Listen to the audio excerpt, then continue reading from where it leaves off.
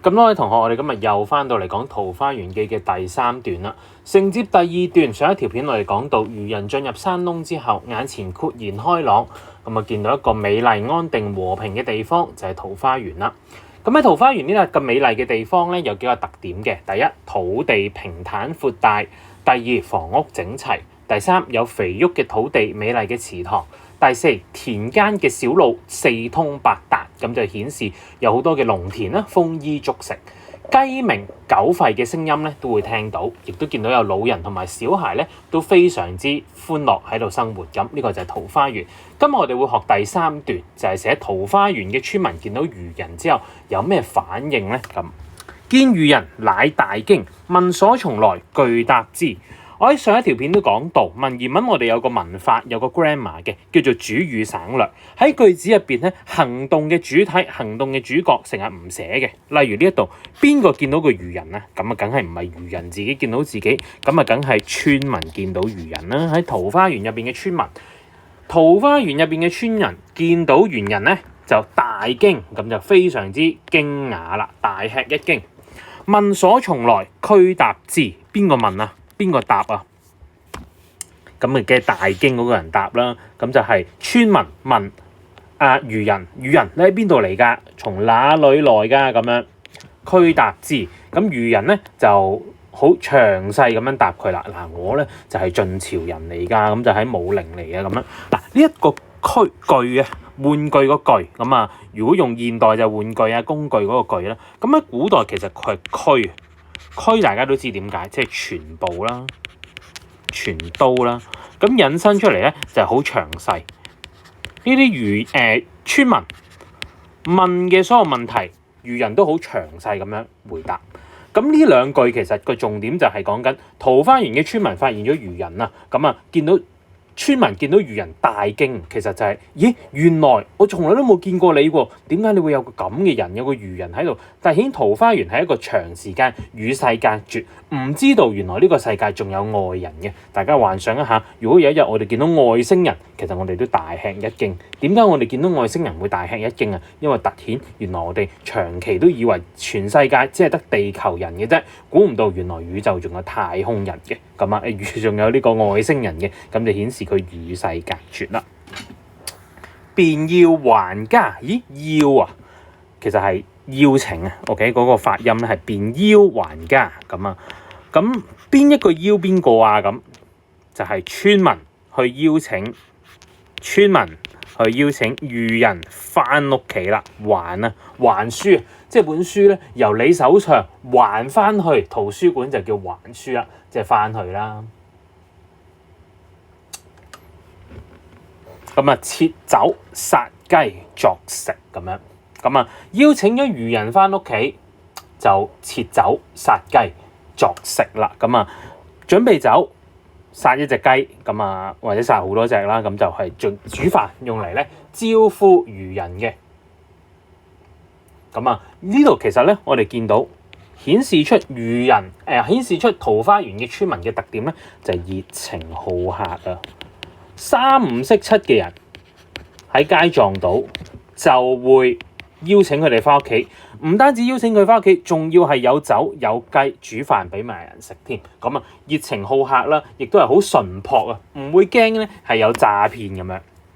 村中聞有此人，咸來問訊。咁啊其他桃花源裡面嘅村民啊，咁就聽聞嗱，聞咧有隻耳仔啦，咁就係聽聞就聽聞 OK， 聽聞來咗個漁人啦。誒，無端端有一個我哋唔識嘅人嚟到，咁就咸來問訊。咸咧係解全部全都嚟咧打聽消息啦，訊息消息。志云先世被秦時亂，率妻子邑人來此絕境，不復出現，遂與愛人間隔咁樣。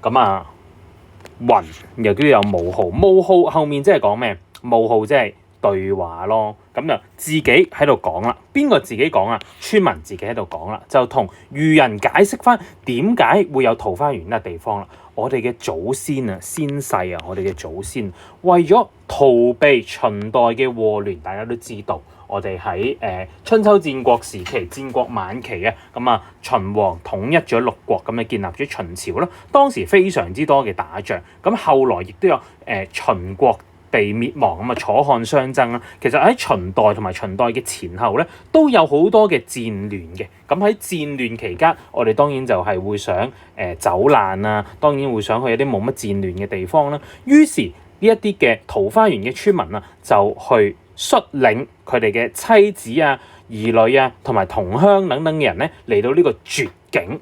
境大家都知道，環境咩叫絕啊？即係與世隔絕嘅環境，與世隔絕嘅地方咁樣。不復出焉，咁啊大家都知道呢個復，我哋古語讀復啦。復活節，復活咩叫復活啊？復活即係再次翻生啊，唔再出去啦。咁所以個復字咧，個復就係解再次，唔再次出去啦。咁我哋為咗逃避戰亂嚟到呢個與世隔絕嘅地方，就唔再出去。於是就同外界咧係間隔絕咗啦。咁呢一段咧就交代咗呢幾句，交代咗桃花源村民嘅祖先係為咗躲避、逃避戰亂嚟到呢一度嘅。咁啊，秦代末年啊，大家都知道社會動盪、戰亂頻繁啊，人民生活困苦。咁當時咧就有好多嘅祖先啊，桃花源嘅祖先咧，為咗避難離開外界，嚟到呢個地方啦。咁啊，佢長期咧係不同外界往來嘅。咁啊，呢度可以見到村民係招待漁人，非常之熱情好客啦，待人友善嘅。問今是何世，乃不知有漢，無論魏晉。我哋都知道，我哋嘅主角漁人係晉朝嘅人。咁啊，如果大家有讀過中史都熟悉㗎啦。咁啊，秦漢三國晉統一，秦朝之後就係漢，漢朝之後就係三國時期，三國時期之後就係晉。咁啊，村民問漁人而家係咩朝代啊？村民竟然咧係唔知道有漢朝喎。咦？我哋有讀過歷史都知道嘅，因為喺晉朝嘅人咧一定有讀過歷史，一定都知道少少歷史㗎啦。咁冇可能唔知道有漢朝㗎，就等於你係一個喺現代生活嘅人，你都一定知道有清朝、有宋朝、有元朝、有明朝㗎嘛。當地嘅人竟然唔知道有漢朝，更加唔使講魏朝同埋晉朝啦。咁樣，此人一一為據所言啊。咁啊，係啦。咁啊，漁人咧一一咧就將自己嘅聽聞、自己知道嘅嘢咧，就詳細咁樣告訴村民啦。咁但係啱啱我哋都講到啦，個句字係解詳細。為據所言，詳細言咧係解説或者告訴。所聞即係所聽聞、所知道。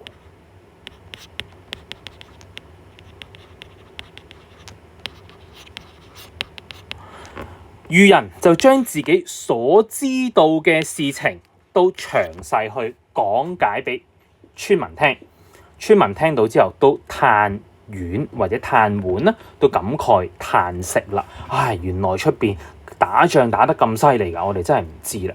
嗱，喺呢幾句裏面，我哋見到漁人同埋村民對談啊，村民咧就講到佢自己隱居嘅原因，同埋村民咧係唔知道外界嘅情況。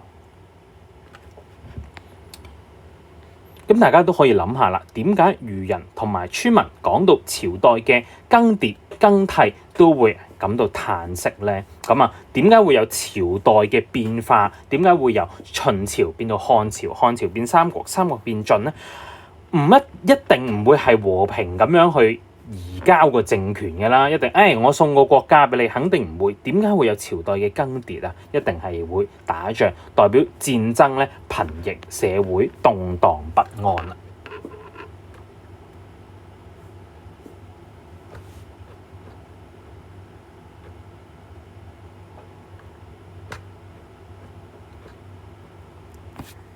好，我哋繼續下面。漁人各復言自其家。意思係咧，其餘嘅人各自又邀請漁人咧到自己嘅屋企，都皆出酒食，都攞出咧酒同食物嚟款待佢。漁人係指其他嘅村民啦，各復筵，各即係各自啦，各即係各自啦。筵至其家，咁啊就係邀請漁人去到佢哋自己嘅屋企，都出酒食。咩叫出啊？即係出口、出入，咁啊即係拿出佢哋嘅酒食去邀請漁人去食啦。咁啊，邊個停留數日啊？咁啊，梗係唔係村民停留數日啦？村民都喺度住咗幾百年啦。咁啊，漁人停留咗數日之後咧，就告辭離去。始終人語云：不足為外人道也。村民咧就對佢講啦：呢度啊，不必咧對外面嘅人講呢幾日嘅經歷啊。大家諗諗，點解呢一啲桃花源嘅村民唔想佢出去周圍講呢度嘅經歷咧？大家諗諗。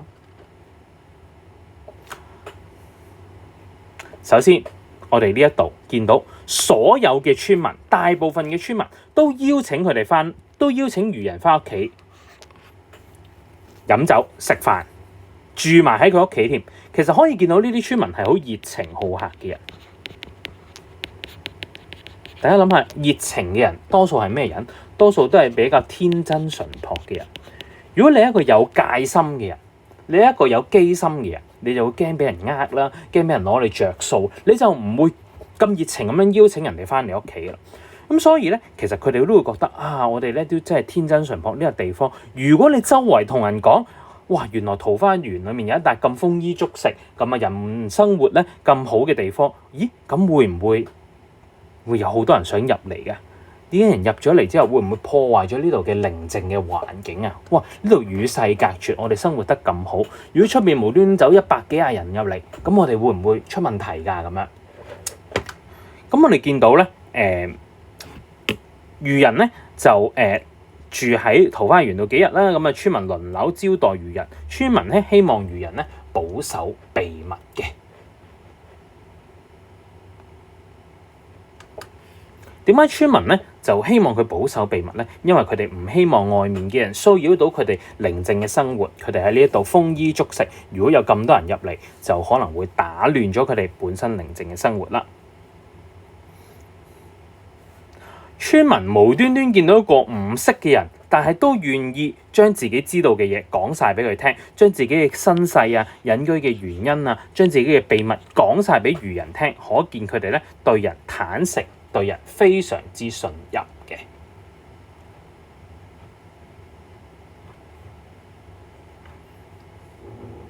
我哋見到呢一度咧，其實係有一個嘅神秘感，有一個神秘感。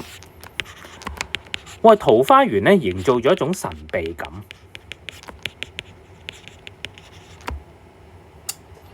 讀者都會想知道，點解村民咧唔想外面嘅人知道呢度嘅地方咧？咁啊，讀者就會可能亦都會想知道，究竟漁人最後會唔會守承諾咧？桃花源日後會唔會俾外人發現咧？所以其實呢一句咧係為留下咗一個伏筆嘅。咁我哋陣間咧睇到下文嘅時候咧，就會講呢個伏筆係乜嘢啦。好，咁呢個以上咧就係第3段嘅內容。